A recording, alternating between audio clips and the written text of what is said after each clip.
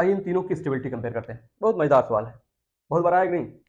हाँ देखो, अब यहाँ पे डिफरेंस है केवल और केवल मल्टीपल बॉन्ड का। सिंगल बॉन्डेड कार्बन पे माइनस है, डबल बॉन्डेड कार्बन पे माइनस है, ट्रिपल बॉन्डेड कार्बन माइनस है। अब एक टर्म होता है हाइब्रिडाइजेशन। इस कार्बन पे निकालोगे तो आएगा sp3, यहाँ निकालोगे आएगा sp2, यहाँ निकालोगे तो आएगा sp। हाइब्रिडाइजेशन देखो, माइनस का मतलब लोन पेयर, और यहाँ पे ट्रिपल बॉन्ड एक सिग्मा एक लोन पेयर 2, तो 2 मतलब sp। यहाँ पर एक H के साथ, अच्छा देख लो, ये CH3 है, यह C पर H है, और माइनस का मतलब यहाँ पे 2 इलेक्ट्रॉन होगा, समझते ही हो आप। ऐसे यहाँ देख लो, ऐसे क्या है, CH डबल बॉन्ड C, यहाँ पर H माइनस 2 इलेक्ट्रॉन यहाँ पर होगा, 2 इलेक्ट्रॉन यहाँ भी होगा ऐसे ही। तो 1 सिग्मा 2 सिग्मा 3 सिग्मा, 1 2 3 सिग्मा और एक लोन पेयर 3 + 1 4 हो गया, 4 मतलब sp3, समझ गया ना।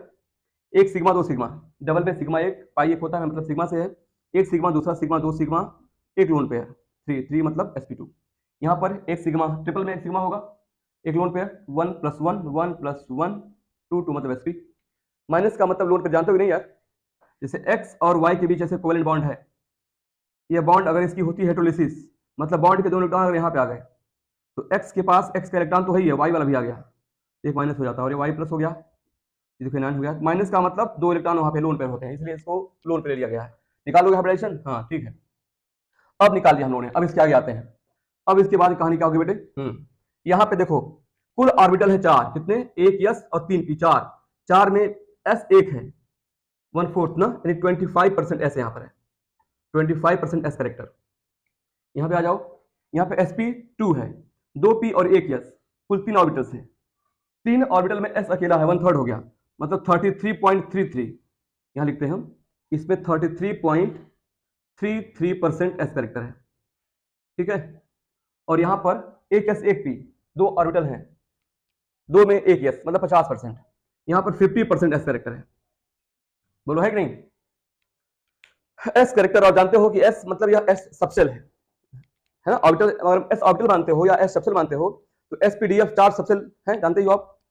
न्यूक्लियस के ज्यादा करीब कौन होता है, s वाला, या ऐसे बोलो न्यूक्लियस से ज्यादा अट्रैक्शन कौन सा ऑर्बिटल महसूस करता है, कौन सा सबसेल फील करता है, s सबसेल न्यूक्लियस का सबसे ज्यादा अट्रैक्शन फील करता है, तो s पे न्यूक्लियस की पावर ज्यादा होती है, ठीक है।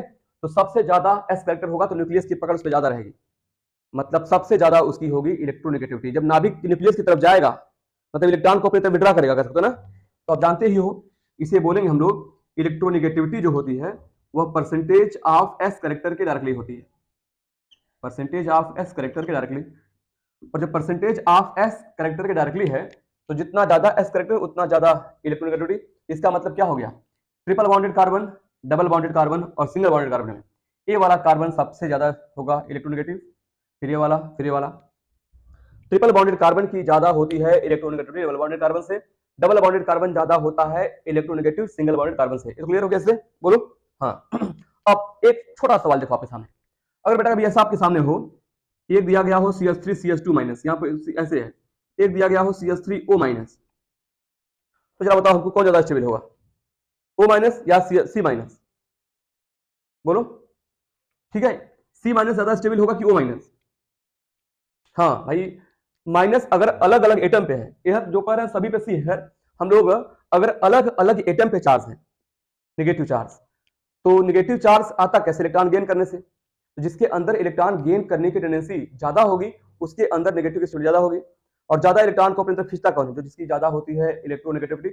तो आप जानते हो O की C से ज्यादा होती है इलेक्ट्रोनेगेटिविटी, तो माइनस चार्ज O की ज्यादा होती है इलेक्ट्रोनेगेटिविटी C से, तो इलेक्ट्रॉन को अपनी तरफ खींचने की पावर ज्यादा किसमें हुई, O में हुई, तो माइनस चार्ज रखने का हक किसके पास ज्यादा है, O के पास, ज्यादा स्टेबल कौन हुआ, O, समझे कि नहीं। तो जिस एटम की ज्यादा होती है इलेक्ट्रोनेगेटिविटी उस पे नेगेटिव चार्ज ज्यादा स्टेबल होता है, ये तब सोचोगे जब अलग अलग एटम पे होगा नेगेटिव चार्ज तब।